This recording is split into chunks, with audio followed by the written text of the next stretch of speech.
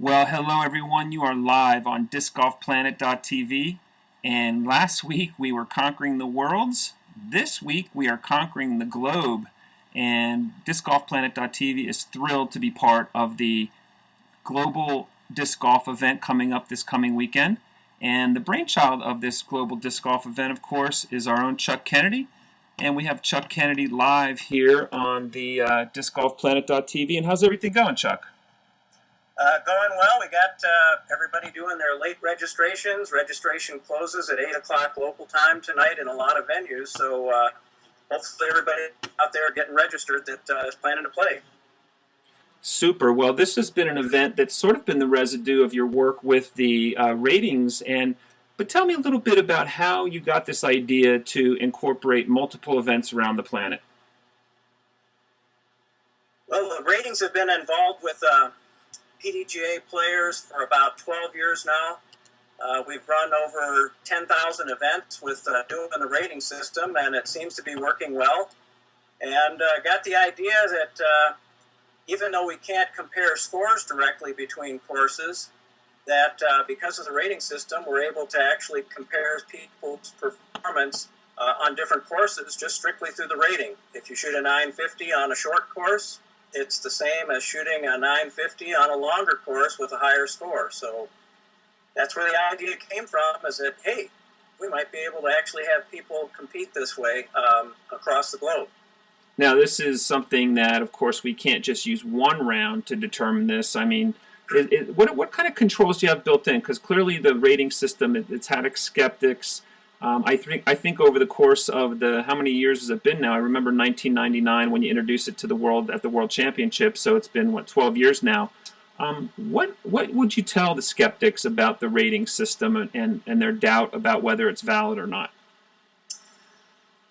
Well, I think, one of the things, for instance, is you rarely see, say, a 900 rated player, winning the World Championships. Basically, when we've taken a look at the comparison between people's ratings and what they end up shooting in a tournament, there's a strong correlation between what they end up shooting and what their rating was to start with. And we've seen this time and time again over the years on all different types of courses and different weather. And we feel pretty comfortable that we've got over 1 million rounds and that information to be able to shake it down. Wow. Now, you do bring up an interesting point, though, and that is we're talking about human beings being used as the measuring sticks, and we all know that each of us has different performances on different days. So the way that the ratings works effectively is the more people we have out there as measuring sticks, in other words, people playing in the tournament, the better the numbers will be. Mm-hmm. And so that are reasons why, for example, in this particular event, people are playing 3 rounds on the same course, and that's the same as actually having 3 times as many people play a single round. And so overall, for the weekend, the idea would be that the ratings would be pretty good cumulatively for all 3 rounds. So the key is there that you get a bigger distribution of scores, and therefore that validates sort of the whole rating system. Now, just so you know, we're on discgolfplanet.tv. We're talking to Chuck Kennedy all the way over in Minnesota. We are in the world headquarters for the Disc Golf Planet here in Philadelphia, and it's really a pleasure to have you, Chuck. So this coming weekend now, this has been sort of a labor of love. It's been a lot of hard work. I remember you presenting the idea, I believe it was last fall summit at the PDGA. Tell us a little bit about some of the preparations that have gone into this event coming up this weekend. Well, part of it was trying to figure out exactly what format and type of tier event should be involved and how many people we should have and the type of courses.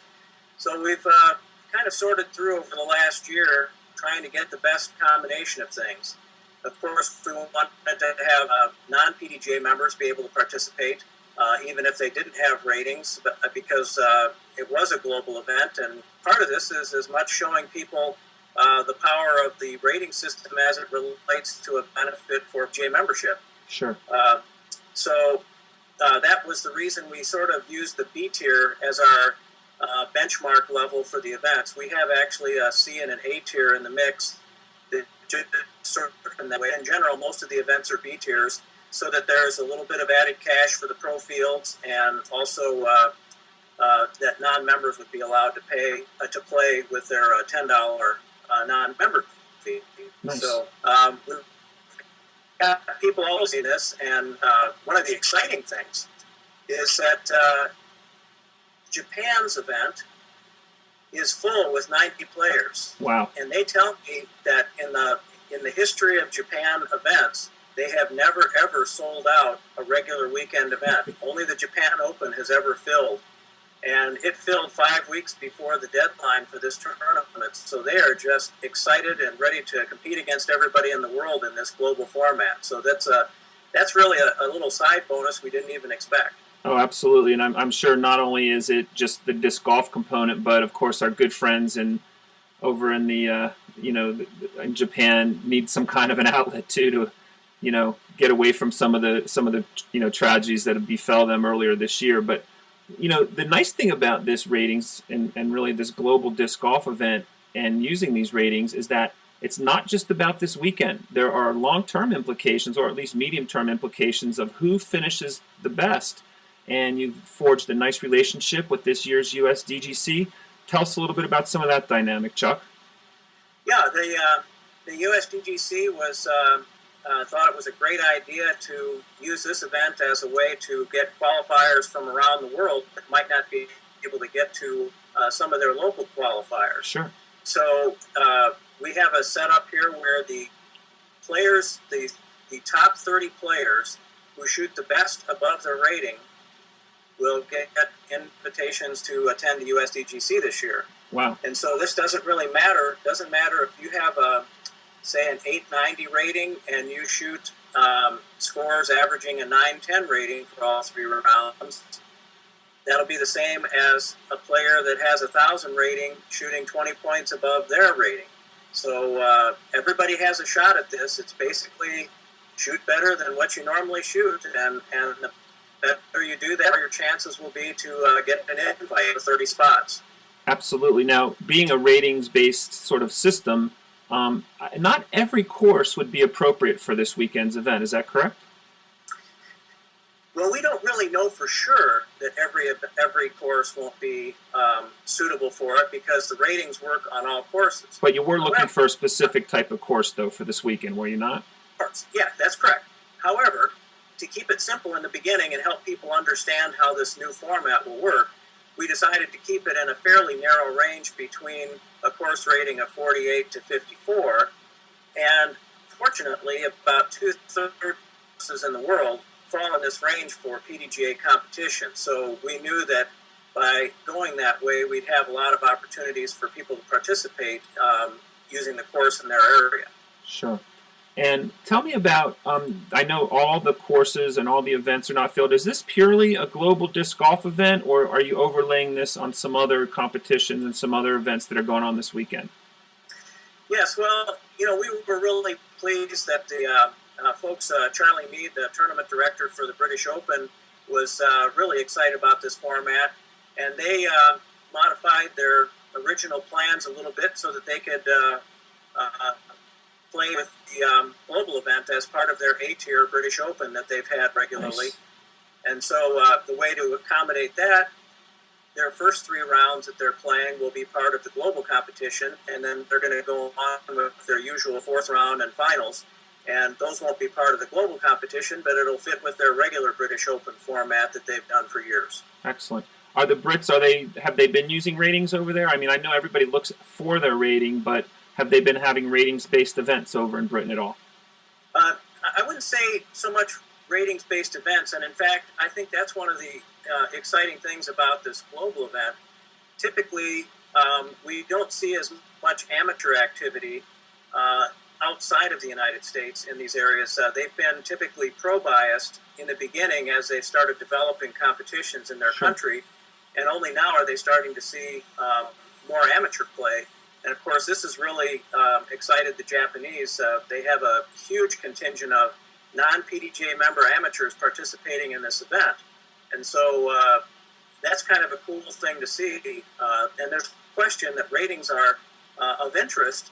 We've been told that by our international consultants that the PDGA player ratings is one of the main reasons that a lot of our international people have wanted to affiliate with the PDGA so that they could get ratings. And, everybody wants to compare themselves to Ken Climo and David Feldberg Sure. and the other stars that they see. And so I think that's kind of a cool thing where the ratings is bringing the world together in the sport of disc golf.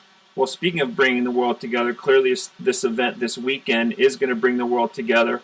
And there are plenty of opportunities still for those who might be on the fence or don't quite know about the Global Disc Golf event this weekend to participate. Tell us how some of these players would go about finding out information about the Global Disc Golf event, where they would sign up, what courses will be participating. Sure. There's a regular menu link on the PDGA homepage. Everybody probably knows where to go on the PDGA Tour link to find the event calendar. And two menu listings below the event calendar, it says Global Tournament. Click on the Global Tournament link, and you'll go back to a page that shows a map where the different locations are. We've got 12 in the U.S., and then we had the British Open, as I mentioned. Perth, Australia, they'd love to see you over there. Sure. And love to go there. The champion event, like I said, is already full, and so those are our three outside the U.S., and I believe there's room in all the U.S. events still. Pros have to register by 8 o'clock local time tonight, which is Thursday when we're taping this. Okay. And then several of the events that haven't filled with amateurs will be available to have late registration directly with the tournament director either tomorrow or on Saturday morning prior to the event. So check with your local tournament director after you take a look and see if there's one near you on the PDGA site. Outstanding. We are really pleased and privileged to be partnering with you as the media provider for this Global Disc Golf event.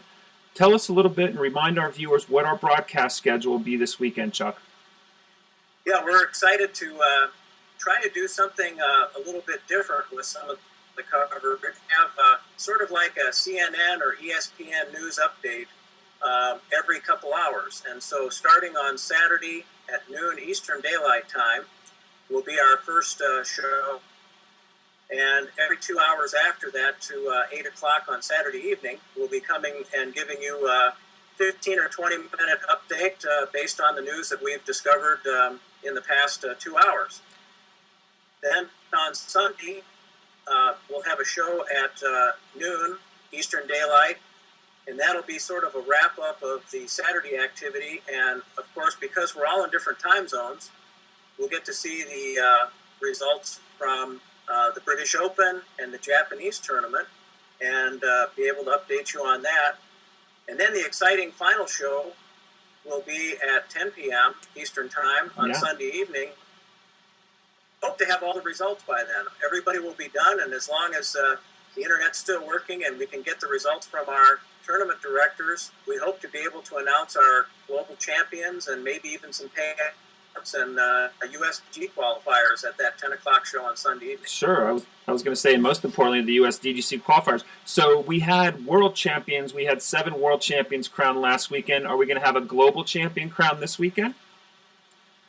Will be. I guess we'll call it the Global Virtual Champion. I hope to set up a page on the PDGA site where we'll keep track of our winners over the years so we get a little bit of recognition for our winners. Sure. And, I just was talking to our St. Louis tournament director and understand that Nico Locastro is all signed up and he's ready to tackle any other pros that want to be part of this in their location. Outstanding. So players are starting to filter in. Great. Well, Chuck Kennedy, thank you so much. It's been a real pleasure working with you. We're looking forward to a really exciting weekend here at the Global Disc Golf event. We want to thank you so much for your time today, and we are going to hand it off to our, really, we're just going to take over here and show everybody that disc golf truly is a global sport. I'm sorry? I said this.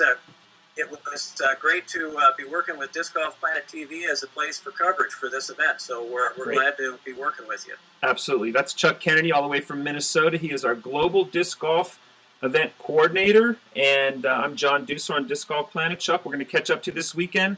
Thanks for everything. Sounds great. All right. Well, that's going to be a wrap, gang. What a great and exciting event we have here on discgolfplanet.tv. Again, stay tuned this weekend, Saturday and Sunday. Saturday, we'll be having shows starting at noon all the way through 8 o'clock every 2 hours. Sunday, we'll do a Saturday recap at noon Eastern Standard Time. And at 10 p.m. Eastern Daylight Time, I should say, we will be announcing our global event winner as well as our USDGC qualifiers. So thanks for viewing, and we will be checking you out this weekend at the Global Disc Golf event. Thanks, everybody.